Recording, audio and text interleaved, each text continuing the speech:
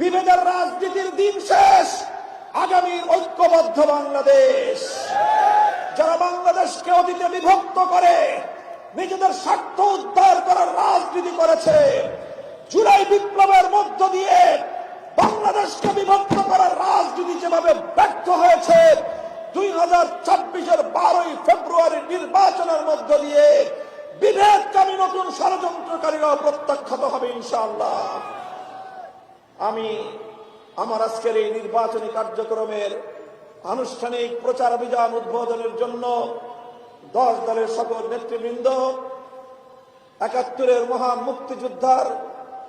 মুক্তিযুদ্ধের বীর মুক্তিযোদ্ধা, 24-এর জুলাই যোদ্ধা, শহীদ পরিবারের সম্মানিত সদস্য সকলকে আমি মঞ্চে আমার পাশে আমন্ত্রণ জানিয়েছি। তারা সকলে মঞ্চে এসে আমাদের সাথে সম্মিলিত হয়েছেন। তাদের সম্মিলিত সকলের সহযোগিতা নিয়ে, সকলের দোয়া সমর্থন নিয়ে এবং তাদের আশীর্বাদ নিয়ে নির্বাচনী প্রচারণা অভিযানের কার্যক্রম শুরু করতে যাচ্ছি ইনশাআল্লাহ। আপনারা সকলেই যার যার জায়গা থেকে আমাদেরকে সহযোগিতা করার উদাত্ত আহ্বান জানাচ্ছি।